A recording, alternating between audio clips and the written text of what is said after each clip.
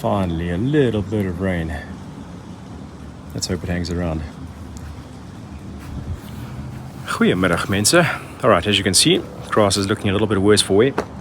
But that sometimes happens when you have this kind of prolonged period without rain. Can't really call it a drought, but it's definitely a dry period. It's been very hot. And because of that, last weekend I mowed. Things are looking good. This weekend I decided not to mow because things are looking a little bit, down and out. And what's a good rule to adhere to with regards to lawn care? Don't kick your grass when it's down.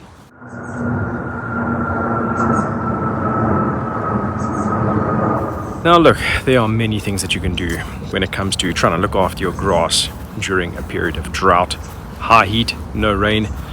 You could put down a wetting agent, but remember you can't overuse a wetting agent. You could put down kelp. Again, you can't overuse kelp. You could try and fertilize it out of the situation. You could try and run a groomer through it. That will get rid of some of the brown stuff in between, but it will also thin out your grass, leaving more of what's left exposed to Mother Nature, and that's not what you want. So I've chosen to just leave it alone, let what's on the surface bake in the sun, because what's underneath is being kept relatively green so long as I keep up watering. Now I understand that most of you can't just water like what I can with the borehole. You've got to use your municipal line. It costs lots of money, and at the moment we are in water restrictions, funnily enough, not because our dams are low, but because we don't have electricity, so we're not getting water pumped up into our towers. So we've got restrictions because we can't use that water from the towers. So I've watered as if I was just a normal bloke like you, trying to get some water down. And what that means is keep your grass just a little bit taller so that you can try and let what's on the surface get baked by the sun, and also protect the soil. What you've got to think about during these periods of drought is rather just keeping the soil moist. Don't think about trying to keep your grass green, because that can be a bit of a costly thing to do.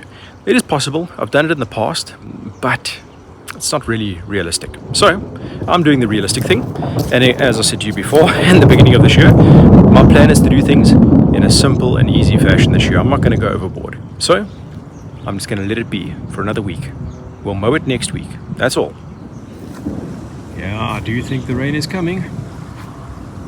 Let's hope it does. Well, here's the rain. Finally, I'm standing under a tree. I hope you don't get struck by lightning.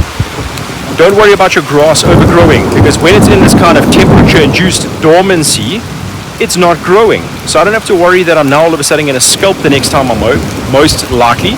So that's why I'm able to take this chance, and you can do the same thing as well.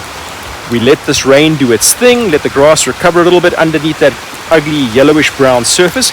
Next weekend, we mow that all out. Don't try and run groomers through it. Don't try and scarify it. Just relax, chill out, leave it alone for a week, take that break. We deal with it after the heat wave, which for me it looks like now. And remember, we've got that little giveaway for me hitting 1,000 subscribers. I'm giving away a Kikuyu lawn leveler, a couple of heart of cut adjustment bars, and I'm also going to give away a bucket of grinding paste and something else I can't remember now. And also a really cool beard maintenance kit. Yeah, I'm getting lacquer wet under this tree here. Please remember to like, subscribe, share this with your buddies. We'll see you on the next one. Cheers.